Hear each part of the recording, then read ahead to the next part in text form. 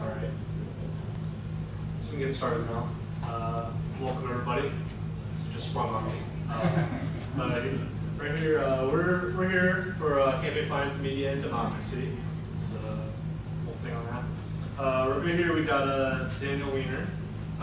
Daniel Weiner serves as senior counsel for the Brennan Center's Democracy Program, where it works on money and politics and other democracy reform issues, including redistricting and fair courts.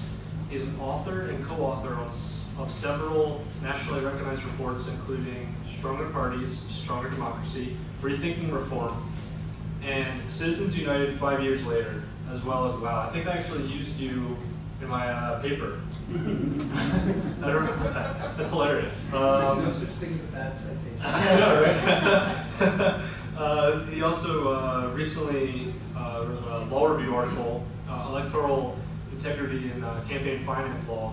Mr. Weiner writes and comments regularly on election law issues, including the New York Times, the Washington Post, NPR, the Daily Beast, U.S. News and World Report, Time, Politico, and The Hill, among other outlets.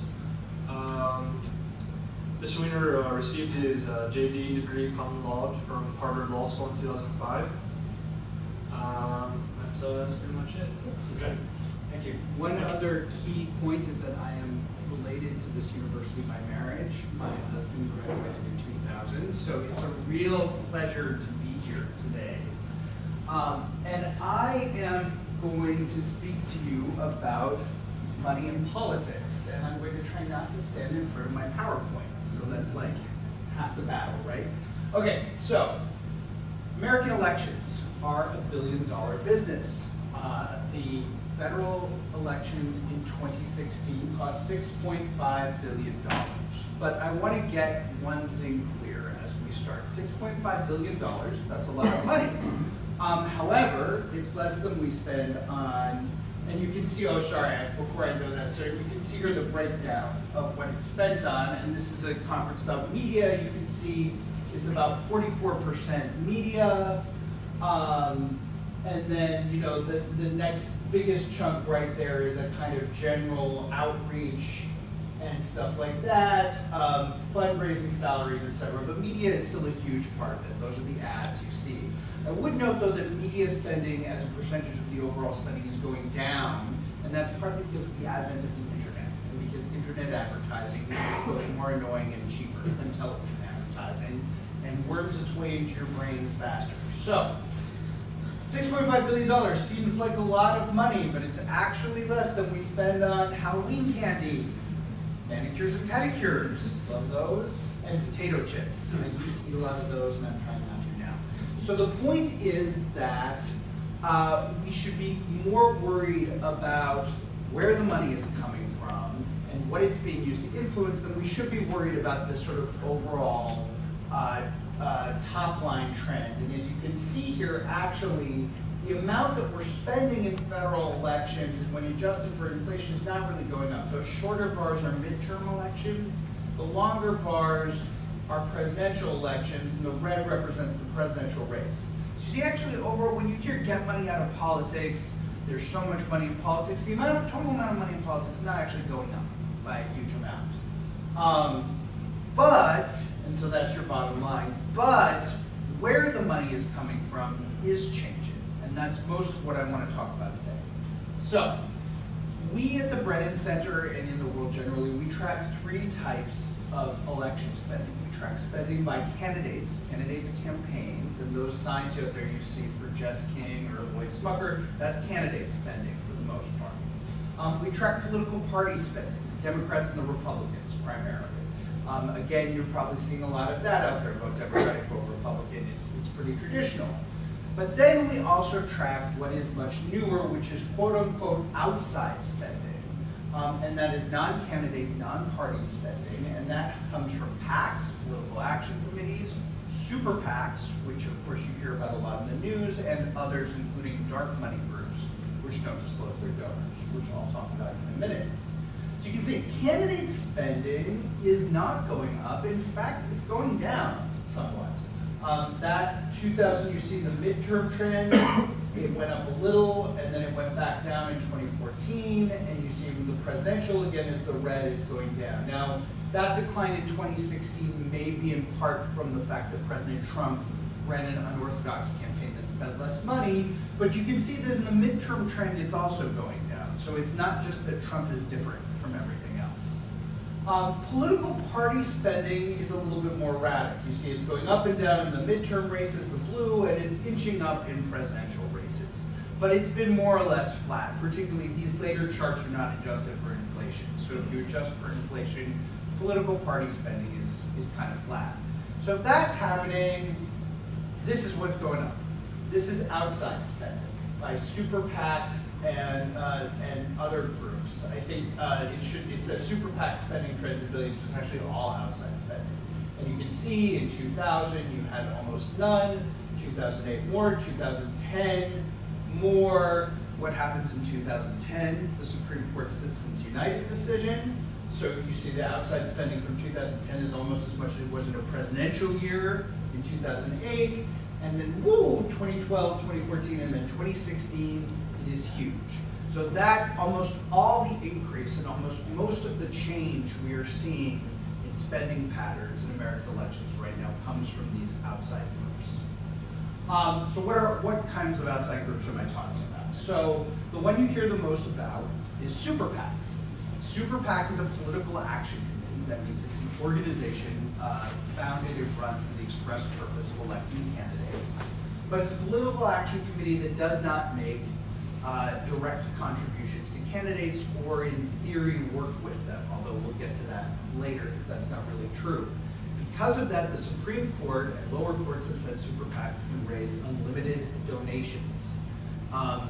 Political nonprofits, they can also raise unlimited donations, often from undisclosed sources because political nonprofits in theory spend some money on elections but also do other stuff. And political nonprofits can range from well-known organizations like the NRA and the Sierra Club, which are bona fide going concerns in the world generally, to fly-by-night organizations like American Action Network or Majority Forward are a couple examples, which say that they're nonprofits, say that they have some other purpose, but appear to have just arisen for the election. And there's a reason that they're allowed to do that, which I'll get to later, which is that we have very poor enforcement of campaign finance laws. And then you have traditional PACs. And traditional PACs have actually been with us for a while. So most corporations have a political action committee that's connected to it. The corporation generally can't give to the political action committee itself, but its executives and its shareholders and its employees can give. And those have been around for a while. But what we see is that about 75% of the outside spending that we've seen recently is coming from organizations that can collect unlimited donations. So it's coming from super PACs and political nonprofits. And there you see the traditional PACs is that purple triangle, and everything else is unlimited donations. And the other key thing, of course, is that super PACs and dark money organizations can collect money from corporations, which traditional PACs cannot. They are banned like candidates and parties. And I should have said this earlier, candidates and parties since the 1970s have been limited in how much they can donate. So what you have is you have a situation where you can give, I think, $2,700 per election to Lloyd Smucker or to Jess King, is that her name? But you can give $1 million to your friendly neighborhood super PAC down the street, which creates a much different set of incentives, obviously. And the same goes for when you give $5,000 to a political party as an individual. It's complicated, there are other limits, but again, you give $1 million to a super PAC.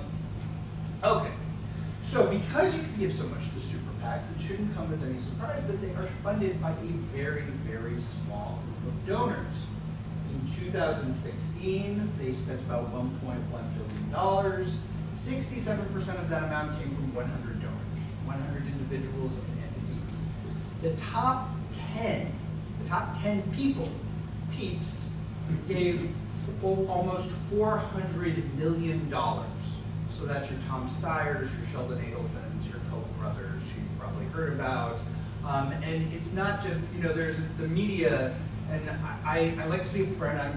consider myself progressive, but I would say that the media does spend a lot of time talking about the conservative mega donors and not that much time talking about the liberal mega donors. But it's not even, but in fact that those 10 people do include both liberals and conservatives. And in fact, the Democrats are becoming increasingly comfortable with relying on mega donors on the same terms as the Republicans. So political nonprofits, and then when we talk about how much is coming from these top donors, of course, it's probably actually a greater percentage because evidence, sort of anecdotal evidence suggests that they also give a lot of money to political nonprofits, but obviously we don't know where their money is coming from in most instances, which hence the moniker dark money groups that you may have heard. Dark because we don't know who their donors are. So, fact, most outside spending, including most dark money spending, is concentrated in the most competitive races. So if you see a breakdown of election spending, you will still see that candidates and parties appear to be spending a bit more than dark money organizations, but that's deceptive, and outside organizations, but that's deceptive because all of this outside money is generally concentrated in a small number of races. So far in 2008, about 10 of the 34 Senate contests this year have attracted 88% of the outside spending. And here's what's remarkable, 30 out of 435 House races have attracted 81% of House outside spending, which is why here my understanding is the race for Congress, who knows, but is not that competitive. You may probably not be seeing very much outside spending. But if you go to the mainline Philadelphia suburbs where there are several highly competitive races, super PACs, dark money organizations, everyone is spending like crazy. And what we found at the Brennan Center is that because we don't have obviously complete numbers for 2018 and 2014, about 90%, more than 90% of dark money spent on Senate contests was focused on the 11 most competitive races. We won't know those numbers for dark money until after the cycle is complete. That's usually when the calculations happen. I would be shocked, though, if you looked at dark money spending if it wasn't as focused or even more focused on the most competitive races, because that's the trend we've seen since this phenomenon began. In fact, outside groups are not supposed to have close ties to candidates and parties, but many do. In 2016, of the $579 million, or about a third of all outside spending, came from groups supporting a single candidate, and was often founded by the candidate or his or her supporters. So in the Republican primary, you remember there was this sort of, clown car of different people, all of them, with the exception until kind of late of actually the president, had super PACs and actually were increasingly using those super PACs, almost all founded by close aides, to run critical aspects of their campaign. This is not supposed to be how it works, but because the FEC doesn't enforce independence requirements that are on the books, there's effectively open season on the ability to coordinate. And then about $240 million, or about 15% of all outside spending, comes from groups established by House and Senate leaders to elect party members, which we sometimes call shadow parties. And so both Mitch McConnell, Chuck Schumer, Nancy Pelosi, Paul Ryan have these groups that basically track what the parties are spending, and they can raise unlimited funds, and they can amplify the party strategy. And again, the media has a tendency to say, oh, those Republicans and all their super PACs, but this is a Democratic and a Republican thing. They both do it. So, key issues, and this is where I don't have all the stats, but the first one and the most obvious one from my perspective is the role of the Supreme Court. In 1970s, in the wake of revelations that Richard Nixon had used slush funds, you might have heard the Committee to Re-elect the President took creep and had committed other campaign finance violations, Congress passed sort of a comprehensive set of limits on contributions and expenditures. And then you may have heard the phrase McCain-Feingold. That was a major overhaul of the law that happened in 2002 and 2003. It was passed in 2002 and enacted in 2003. And the idea was to present a sort of comprehensive scheme for the regulation of money in politics. starting in the later 2000s, the Supreme Court kind of began striking down various aspects of that framework. And of course, the case that most of you have heard about is Citizens United. And one of the things about Citizens United that is interesting is when I go to cocktail parties, which I have a toddler who's sitting back there, so I don't do that often, but when I do, I usually get some version of, oh my God, corporations are people? That's the how, blah, blah, blah, blah, blah. On and on and on and on. Corporate personhood, which is probably the least remarkable thing about Citizens United. Corporations have been people for a very long time, and in fact, corporate personhood is a good thing. The New York Times is a corporate person. Fox News is a corporate person. You probably don't want to say that the New York Times and Fox News don't have First Amendment rights. You own stock, that's in a corporate personhood is what protects your money from being expropriated by the government because the corporation is a rights-bearing person. What Citizens United really did that was really remarkable is not that it declared corporations are people, but that it doubled down on something that's a jurisprudential concept that actually goes back farther, which is that limits on money in politics cannot be justified in the name of promoting political equality. Now that was actually a holding the Supreme Court reached in the 1970s in a case called Buckley versus Vallejo, where it rejected political equality as a justification for limits on money in politics and instead said the only basis that we can impose limits on campaign spending is to prevent corruption, bribery, undue influence, wheeling and dealing, that sort of thing. But the thing about corruption is, of course, that it's a relatively mutable concept. You might think of corruption, you might think of just outright bribery, but you could also think of corruption as something just sort of vaguely more shady. And for decades, what the Supreme Court did is that it announced that equality was a no-go zone, and then it decreed corruption was the interest, but then it kind of wavered about what corruption meant, and so you had gradually more regulation, with the Supreme Court taking a more deferential role. The thing to know about Citizens United, Justice O'Connor, who was a moderate on these issues, retired. She was replaced by Justice Alito, who was not moderate on these issues. The Supreme Court slammed the door shut on corruption and said, no, corruption means quid pro quo, means bribery. So unless you can justify your limit based on literally preventing bribery and the need to prevent bribery, it's going to be unconstitutional. The other backdrop that I should say that was from Buckley, but that the Citizens United sort of reaffirmed, was this concept that spending money is akin to political speech. Of course, you could say that, right, spending money is not the same as shouting on a street corner, right? But the court has long held that no, actually, the act of spending money facilitates speech to such a degree it should be treated as speech. The reason I don't emphasize that, and many others do, is that I'm not actually sure that one was so out of bounds.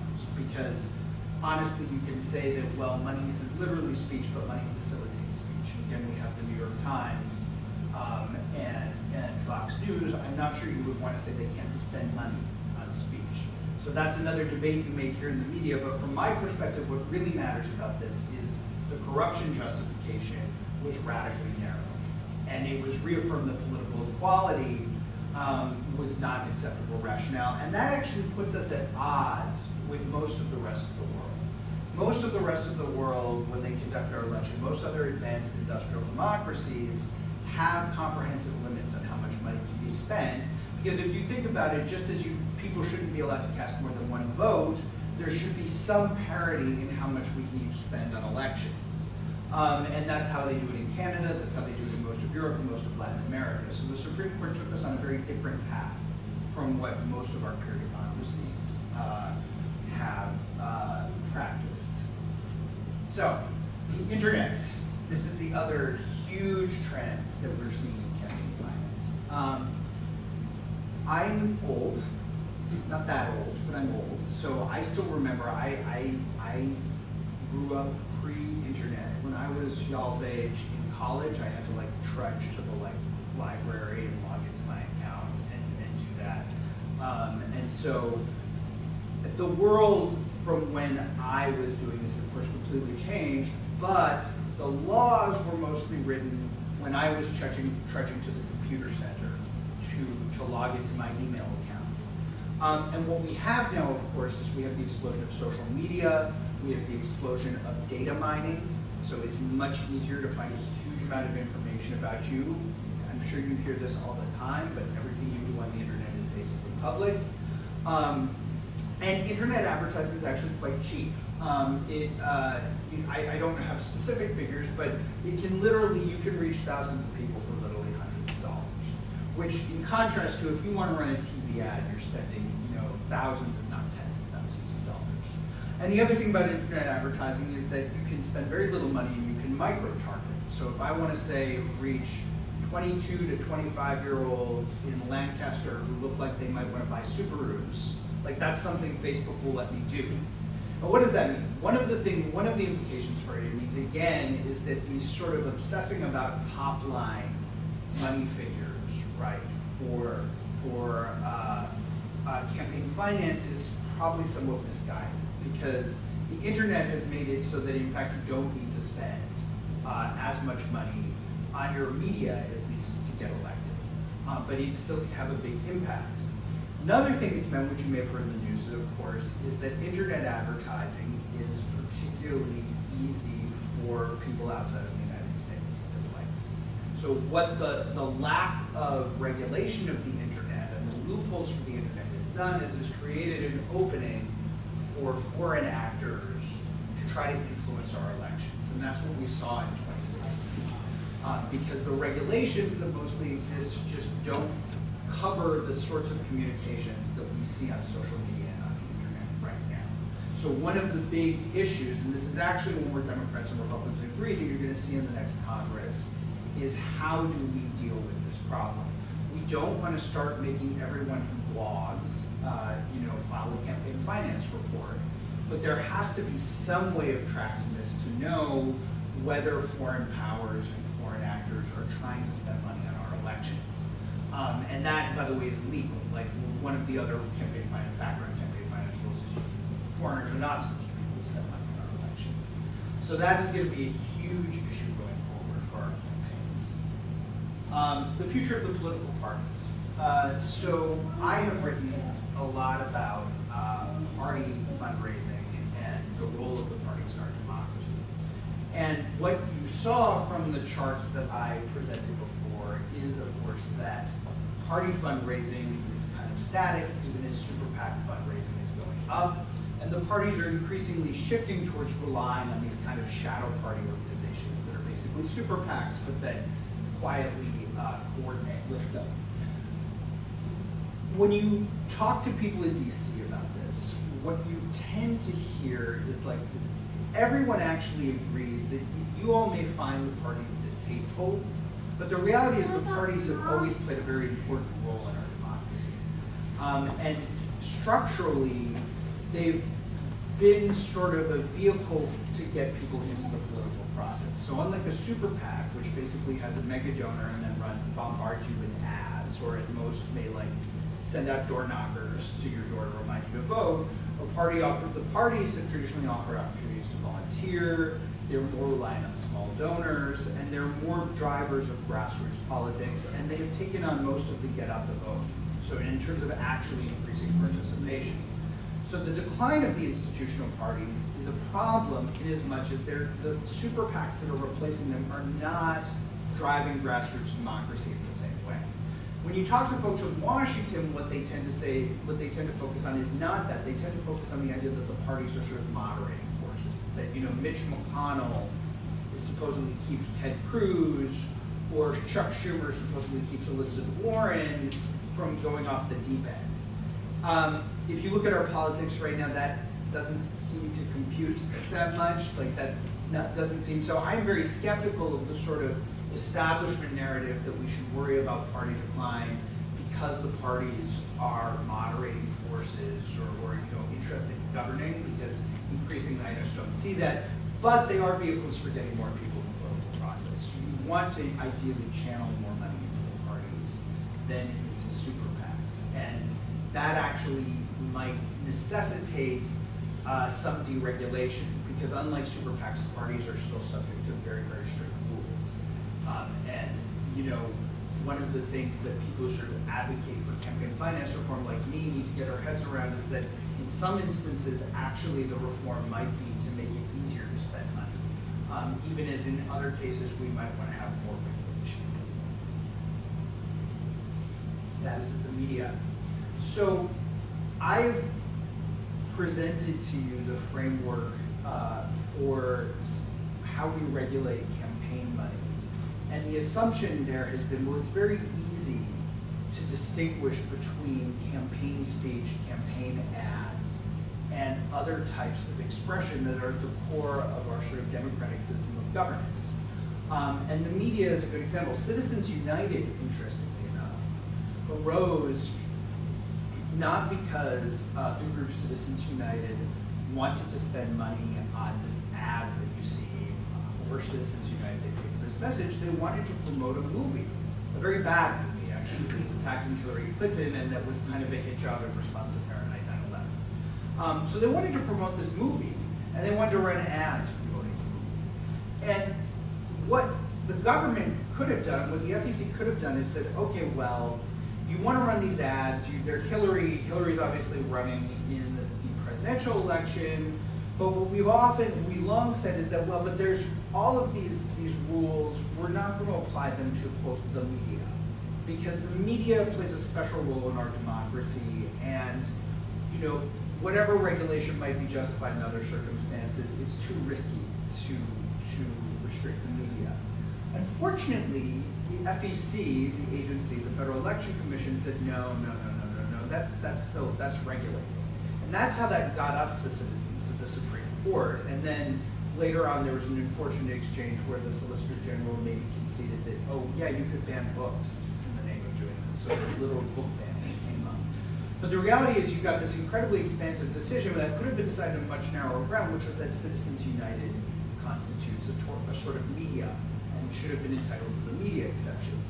And that points to a larger issue that bedevils this area right now, is distinguishing what is campaign advertising versus what is traditional media. It used to be fairly straightforward. Newspapers, television news shows, cable, that was media. Now, of course, everyone and their mother or father has a blog. I post my dumb opinions on Facebook, and I'm all of a sudden a political commentator. And so one of the things that we're wrestling with is that even if you were in favor of campaign finance reform, you still need to be mindful of the fact that any law needs to create space for the media to do its thing, and that there is a broad consensus that we should not be regulating them the way we regulate other speech. And liberals in particular, and I pick on liberals a little bit because, as I said to you, I consider myself progressive. Progressives really need to remember that, what's good for the goose is good for the gander. You won't want, Daily Caller to be media, well then surprise, Slate isn't media. You don't want Fox News to be media, well the New York Times isn't media. So we need to come up with a solution that works for everyone, but this is another thing that bedevils this area. And we can talk more about this in the Q&A if you're interested, since I know that's the primary subject of this conference. So where do we go from here? I work at an organization that has increasingly come to champion, instead of sort of prescriptive limits on how much people can spend on elections, ways instead to sort of lift up the voices of ordinary Americans. And one policy proposal that we've championed is what's called small donor public financing. They have it in New York City and in several other jurisdictions. And what that does is it creates a pot of money. And when you give $100 to a candidate, this pot of money will match that donation by 6 to 1. So it'll turn into a $600 donation, provided you agree not to give any more, and provided the candidate agrees to spending limits. In our view, in the world of this sort of whack-a-mole of trying to limit money to politics, the most promising path is to continue some of this, because I think you have to have some reasonable limits, but also think about ways to lift up people's voices. And that can be the small donor public financing system that we've championed. It can be vouchers to spend to give to candidates that some other jurisdictions use. And it also can be the provision of free advertising, free media. The other thing, I just want to pause for a second and talk about, particularly since I'm in a room which looks like many of you are college students, is we're, I think, living in a period of declining democratic norms. I mean, if you look at the polling, one thing that's interesting is that both Democrats and Republicans, liberals and conservatives, are unhappy with our political system. They may be happy about the economy, they may be happy about other things, but they feel profoundly disconnected from the American government and the American political class. And the defining challenge, and that, by the way, I should say, is not their fault. That is because the American political class has not, in very many instances, responded to the main challenges of our time. I mean, how many of you have student loans? So, our policy, our federal policy, despite the fact that this is an obvious area where we need reform, where so many people are being crushed by student debt, they're not doing anything about it, right? So there's a profound sense of disengagement. But for all our political system's flaws, the only way you are going to fix it is by engaging. And this is true for money in politics, it's also true for other issues you care about that I'm happy to talk about in Q&A, like voting. If you don't vote and you don't participate, then it's not going to get better, and you're going to have situations where a candidate who actually wants to fix things is going to be overwhelmed by negative advertising and by a cacophony of other interests that distort his or her record. So my message to you ultimately is that there are a lot of good solutions on the table. None of this will work, and our political system will not become more responsive to folks like you and me unless you participate, unless you vote, and even better, volunteer for campaigns and get involved in other ways. So, if you take away anything from this, it is that. That is the end of the sort of PowerPoint presentation I prepared. I think we have some time for questions now. So it's always more fun if we have a little bit of tape. So shoot. Don't be shy. This is always the hard part. You're writing a paper on this stuff. I know, yeah. I even use you on paper, for sure, because I saw on, after the article, I saw like those drafts. Uh-huh. So what about the situation seems unclear? What do you want to know?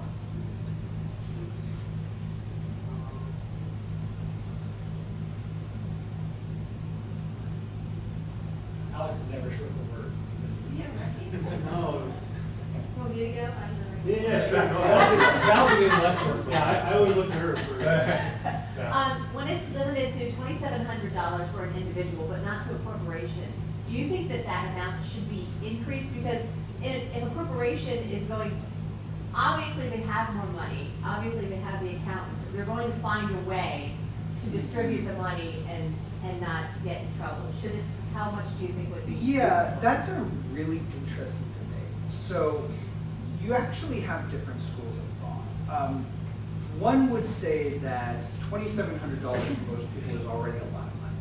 And so, if you raise the limit even more, you may be empowering people who can give $2,700 versus a corporation that can give millions, but you're still empowering a tiny slice of the public, right, who are actually able to afford that. Really, when we talk about the 1% being the 5%, and those people have very different interests from many of the rest of us. So there's an argument against that, but then the flip side, which you articulated, is that, well, but in a state where corporations can give unlimited money to super PACs, you have to have some counterweight, and you have to do something. And I tend to fall a little bit on the sort of don't let the perfect be the enemy of the good approach. And so under certain circumstances, I'm not sure about $2,700. I actually think $2,700 for a candidate for individual donations, I'm not sure that should be raised, but certainly when I go into, and I talk to state legislators, and I talk to, or even local legislators, and they say, oh, we want to set the limit at $200. Usually I'll say, you really shouldn't do that. Like, you have to make the limits high enough so that a candidate could conduct a viable campaign just raising money from individual donors. And particularly if you don't have some sort of small donor matching or something like that, then the limits really do need to be sufficiently high. So, I'm non-committal on whether it's indexed to inflation. I wouldn't be horrified if the federal limit went up a little bit. But what I really think is that, you need to be mindful of state and local limits that are really, really low. And the fact that politics costs money, and that you have to be realistic. You said with like matching donations, through like corporate agencies do that. Is that just like certain states that allow it, or is it like federal allow?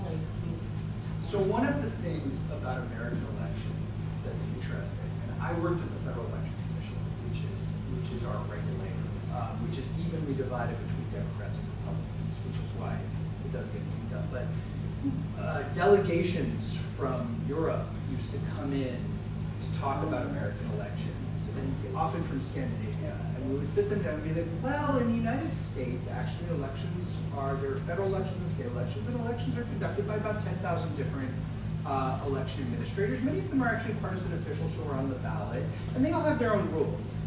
And it was invariably someone from Norway whose eyes would get wide, and they would be like, but you can't do that. That won't work. And we'd be like, oh well, anyway, here's a mint. Money in state and local races is governed by state and local law. So you have the whole federal framework that I've been talking about, and honestly, it's lazy, but I talk more about the federal framework because I have better data for the federal framework because it's reported. But every state, Pennsylvania has its own rules. Lancaster or Miller's, this county might have its own rules. I should have researched that, but I didn't. Sorry. And so small donor matching right now is largely a state and local phenomenon. We have advocated for a federal small donor matching system, and there is in fact a small donor matching system at the presidential level. So until Barack Obama, presidential candidates during primaries could actually get matching contributions for small donations if they qualified, and then a lump sum for the federal race. When President Obama opted out of that in 2008 because he wanted to spend more money than the system allowed, that basically killed it. After that, no one has opted into that system. But hopefully one day I would like to see it at the federal level. And one of the things is that it sounds like a lot of money. Again, $6.5 billion. The other thing $6.5 billion doesn't compare much to is our $4 trillion federal budget. So even if you had a third of the cost of the election, roughly $2 billion in change covered by public financing in the federal treasury, you're still talking about a tiny amount of money. The federal system was largely funded by a checkoff people just did on their taxes, like a voluntary $3. You could do something like that and probably fund the system. Other questions? What are your thoughts on candidates taking a salary for their campaigns? I love it. One of the things, getting back to it, is that it is not good for a democracy if the only people who can run for office have inherited money or investment bankers, and so built up a war chest. There was actually a landmark thing. The FEC allowed a candidate to use campaign money to pay for childcare, and I thought this was amazing. It's great. We want ordinary people to run for office. Running for office, particularly federal office, is not a part-time thing. To throw yourself into it, and you have to live. So I'm a big supporter of that. The FEC and most state regulators have elaborate rules so that you can't just be like, I paid myself $1 million. Like you have to. It's basically your prior salary up to a certain cap. But the basic idea that candidates should spend money, some of their campaign money, to live so that they can devote themselves to campaigning is fine. And that is much better than having what you have instead in some jurisdictions, which is candidates using campaign funds randomly to pay for personal expenses. And a lot of our scandals and a lot of our bribery scandals have actually come out of that, which is that the candidate buys groceries with campaign funds or goes out to eat with that, and that is kind of a breeding ground for corruption. corruption. So I'd rather prohibit them from doing that, but allow them to pay themselves a salary. So in my research, I came across a case called Blumen versus the FEC. Are you familiar at all? Yes. Um, Written by Justice Kavanaugh. yeah. And I saw like the Supreme Court, they didn't really want to like touch that at all, so they went to like the three-man court and it was decided there. So It my was two question. women. Huh? It was 2 women and a man. So Three person. Three person. Sorry. Three person. So how do we go about clarifying like that kind of like terminology? Because like if Supreme Court case, like it said like it's like a relevant who Yeah. or like what in this case because like corporations. When this man he just wanted to go hand out some flyers for volunteer election campaign. Like if even he can't doesn't have this kind of right in our country, then why should we like give the corporations? Very good question. I mean, did any of you watch South Park or am I too old? There's my favorite song in South Park is Blame Canada, Blame Canada. The guy was Canadian, and we have, it's the law in this country Yeah. that foreign nationals can't participate in our elections. He wanted to hand out, I think he wanted to pay for the flyers. Yeah, like That's 50 why. cents flyers. All that. Yeah, that was, because actually, foreign nationals can just volunteer for campaigns. Right. So he could have shown up and volunteered to hand out flyers. There are a couple different things going on in that question. So I agree with you that it's somewhat illogical. Basically, Supreme Court, with its kind of elaborate corruption jurisprudence, makes an exception for foreign spending. And it says that foreign national spending in our elections, it doesn't just implicate concerns about corruption, it also implicates concerns about national sovereignty. That when foreigners participate in our elections, it fundamentally sort of calls into question the American government's relationship with its own citizens. And that is a long-standing line of reasoning. It's actually the only area where federal law does regulate state elections. It's actually against federal law to give to a mayoral campaign in Lancaster, Pennsylvania, because we just feel so strongly about that. That's what the Supreme Court has said. The other question, I think, for those of you who are doing research, just a brief point, because it's really confusing and it's unfortunate. So, and we can talk a little about going to law school and stuff, but if you decide to go to law school, you'll encounter this.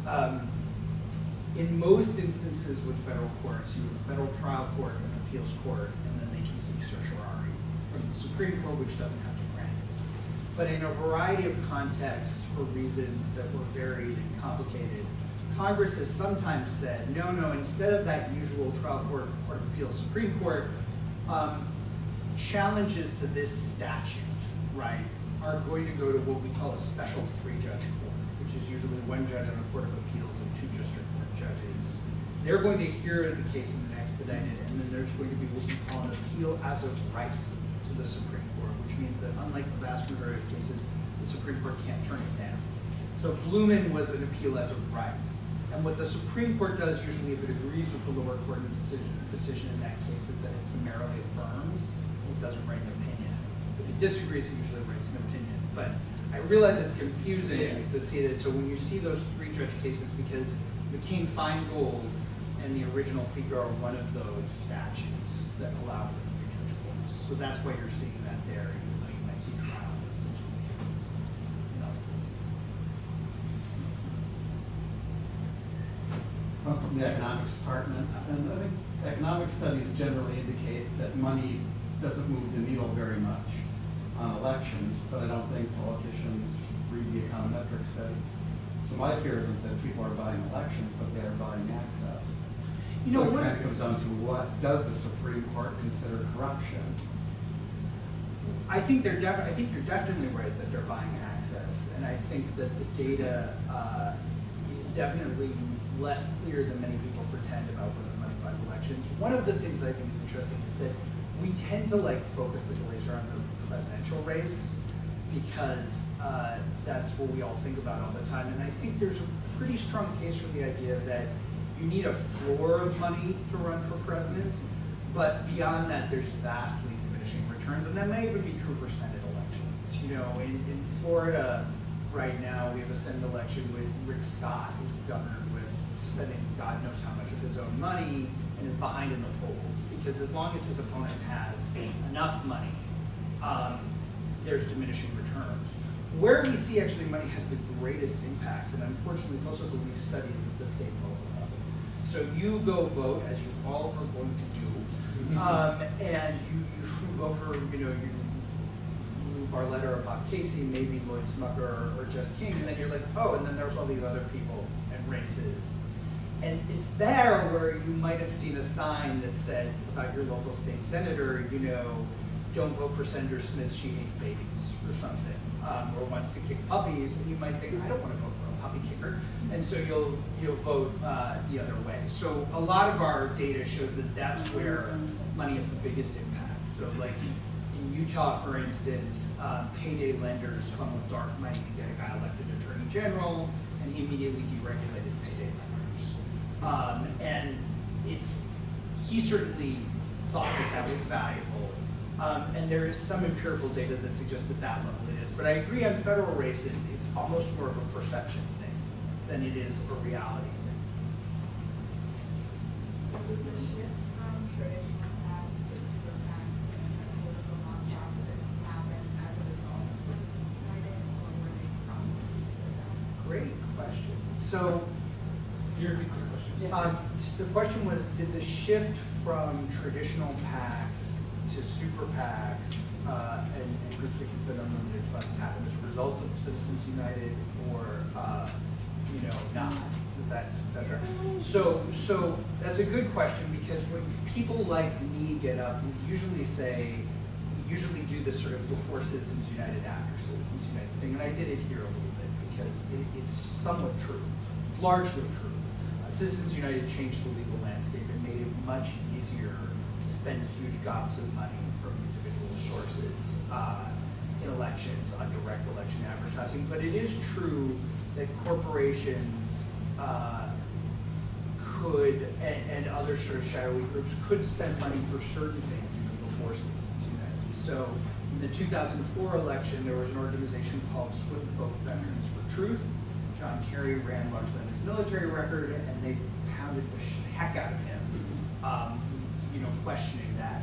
That was a corporation. It was funded partly by Richard Mellon Scaife, I believe, who's a Pennsylvanian.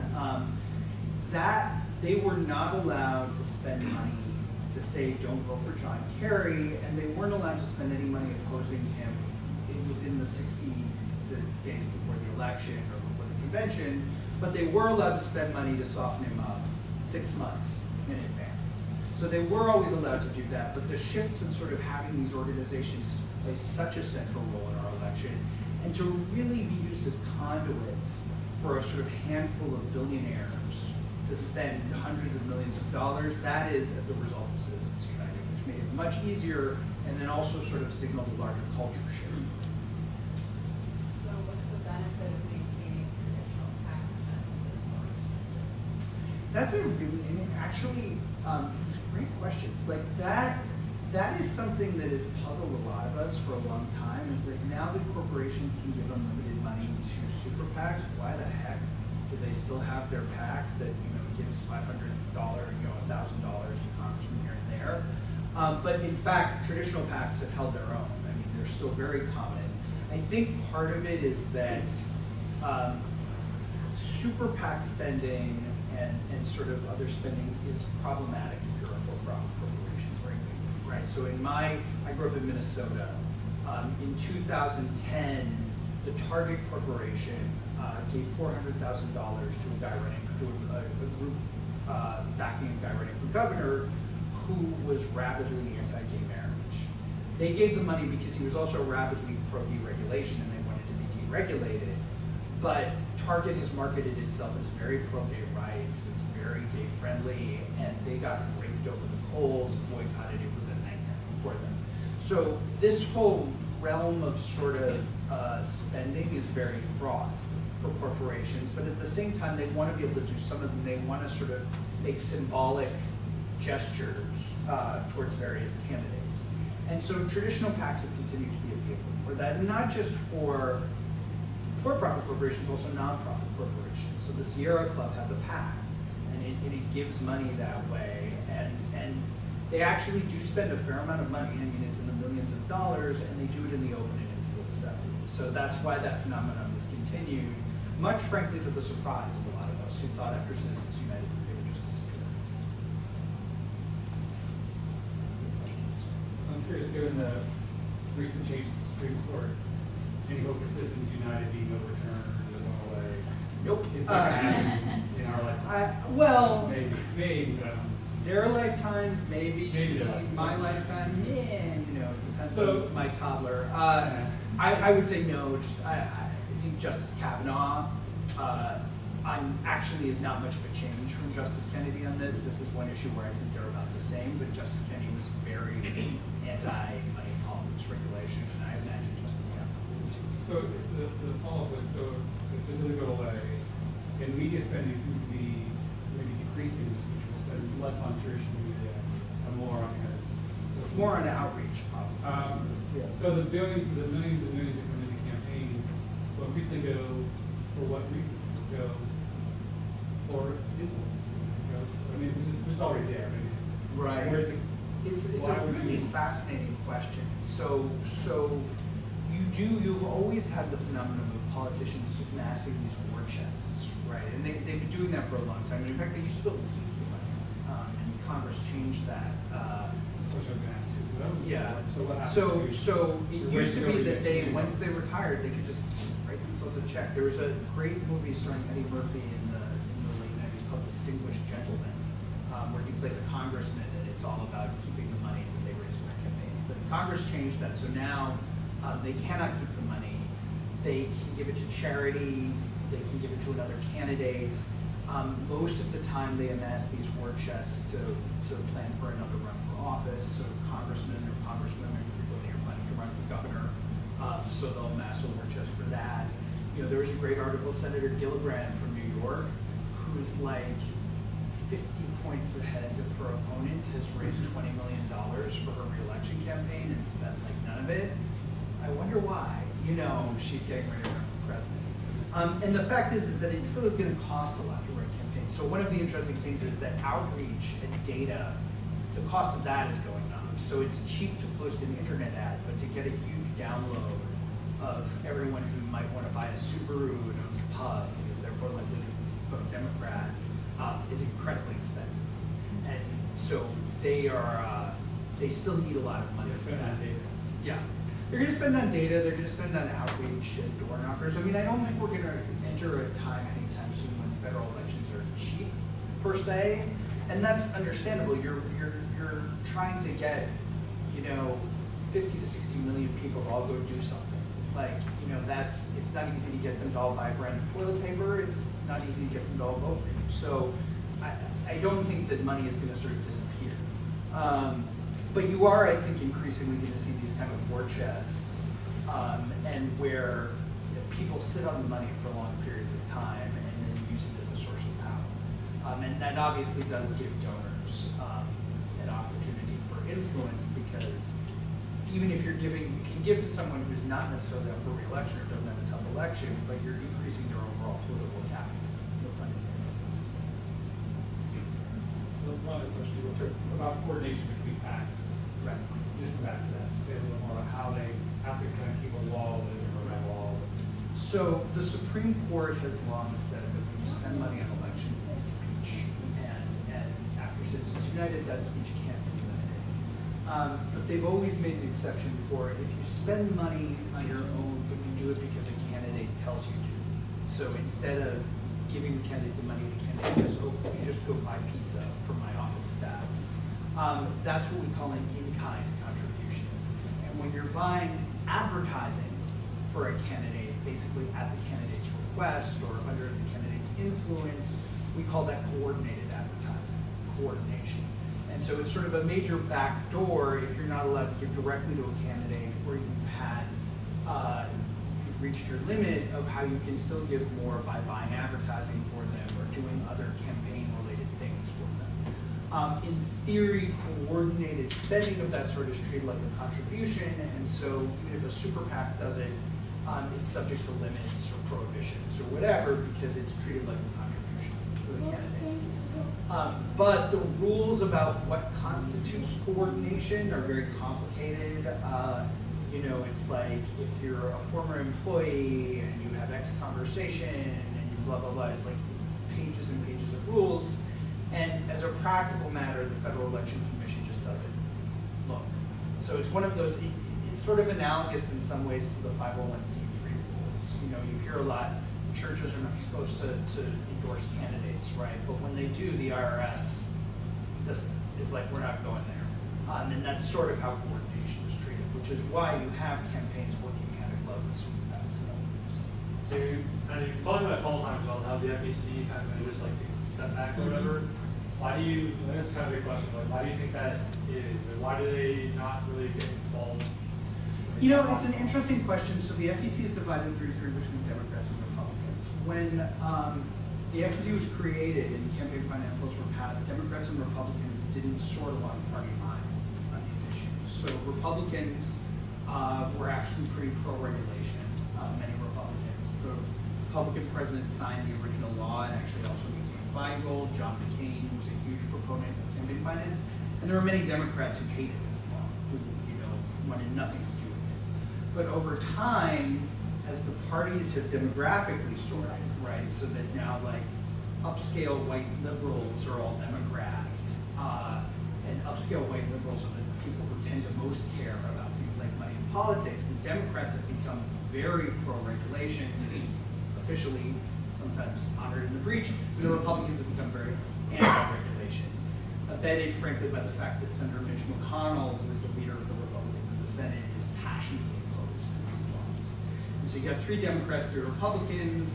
It used to be sort of a mishmash where it wasn't clear based on party affiliation how they would go, but now you just have separate blocks. So just as you see in Congress, right, there's no room for compromise because the parties are going farther and farther apart. You're seeing the same thing with the Federal Election Commission. And it's one reason we've advocated for changing the commission structure so that there's an odd number. It's part of a larger sort of paradox that I think is fascinating that we struggle to deal with, which is electoral rules tend to be set by the people whose fates will then be decided by the election. And often those people actually run the election. And so different laws and different systems try to manage that paradox. One way to do it is to sort of put regulation into the hands of like nonpartisan technocrats. That's what they do in a lot of European countries. That has its own problem. It's like there's something to be said for people who are connected to the party system having some voice in this. But our system, which just has the 2 parties, and it's like, work it out, guys, is not working either because the 2 parties have no common ground. So how do you manage that is a difficult question. And not just for campaign finance, but also for voting. Whether you have voter ID, whether you, how you purge people from the rolls, these are all hard questions that partisans and non-partisans struggle with. Another thing, like, we're talking about voting, so I guess like, we can talk about that a little bit. Sure. So like, what are like, what's like your, like, idea, like, what should we do to get people like more involved? Like, should we have like a national holiday for voters, or? Oh, where to begin, you know? Because it just feels like a lot, like, I don't know to me, but like, it just feels like it's kind of like, I don't want to say rigged against people, because like, we have all these like, the voting times like during the workday, and. You know, I think the thing, and the Brennan Center's champion, the thing that would do the most to help people turn out to vote is automatic voter registration. So one of the problems right now with the voting system is that you have to go in, you have to register, then you have to come back and vote, and then your registration needs to be kept up to date. It's very complicated. If you automatically registered people to vote when they got their driver's license, say, or when they enrolled in school, and gave them an opportunity to opt out, because there are some people, like Mennonites, I think, maybe, who object to voting. Maybe not Mennonites, but there are some groups, Jehovah's Witnesses and others, who, for religious reasons, don't vote, and that's fine, that's their right. So there's an opt-out. But if the default was, oh, you're registered, if you change your driver's license, the registration follows you, that would be a huge help. I think it would also be a help. I haven't thought about this issue as much. I think having Election Day be a national holiday is something people have called for, putting it up. Most countries have it on a weekend. Some people have even proposed compulsory voting, which they have in Australia and in much of Latin America. I I think that though, all of these things help. I really do think people like me need to do a better job though of explaining to folks like you and convincing you why it's important. You know, one of the things is that you may not like either of the candidates on the ballot, but chances are one candidate is going to be closer to your preferences and your interests. And it's important that you vote in those elections too, not just an election where you're excited about the candidate. And so ultimately, you know, when people are motivated to vote, they overcome a lot to vote, but when they're not, no matter how easy you make it, if people are just indifferent to the political system, that's going to be a problem. Other question? I'm not sure how we're doing on time. 10 minutes? Do you think that our government should do anything about like the meddling from foreign countries, like Russian meddling? Yeah. What do you think we should do? So we proposed a number of things. One is to create a public file for internet ads on major social media platforms, so that you know, when someone places an ad, if it's, you know, Vlad from Novosibirsk, obviously, you would see Vlad put this ad on the internet. And if it was a political ad, the platform would be under an obligation to say, no, we're not going to post that, even if that somehow got through law enforcement, would see it. So that I think would help a lot. And then the key thing is just defining what you mean by a political ad, and you know, not having it be overly burdensome for the platforms. I think that's a no-brainer. The whole phenomenon of dark money is another huge problem. So it is almost positive that these political nonprofits who are spending money in our elections are sometimes getting money from abroad. I mean, we saw that with the NRA, we know it's not from abroad. And again, I don't mean to pick on a conservative organization, probably liberal organizations that do too. So if you close the dark money loophole and make it clearer, you know, where campaign money is coming from, that would be another huge thing. And then there's a whole other agenda that is not part of this talk, but that I think is tremendously important about election security. So voting machines. And if you see that in the election, you know, if there's one reform, even beyond this, that you really demand that your elected representatives take seriously, it's voting security. And my colleagues have done a lot of work. I think Larry Norton was on the radio talking about that, but getting newer and improved voting machines that are less susceptible to hacking is another huge thing. But yes, I do think, you know, and it's like the only thing in this space that actually Democrats and Republicans tend to agree on is that, like, you know, whether the single Canadian dude, you know, handing out flyers that he printed at Kinko's is a problem, or the Russian government or the Chinese government or the British government actually trying to sway an American election is a problem. It's something that I care very much about. And I also find it comforting to say, like, it's in your hands. Like, if you don't like the way the government is working right now, you actually do have the power to do something.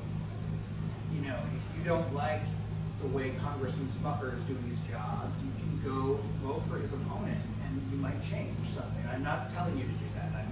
That's all right. Nonpartisan, but, or House Senator Casey is doing his job. So, you know, and we've seen just time and time again that when people do that, it actually does work, and there is change.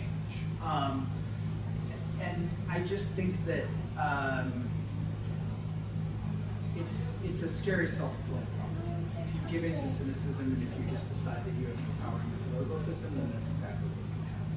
And you know, you made the point money isn't everything. That's true. If people look past the ads and they think critically, the ads do have less power. And at some point, maybe politicians will realize, like, you know, we actually have to appeal on the issues because nobody believes our ads. And we're not there yet. But the less you could be a passive consumer and more of an active participant.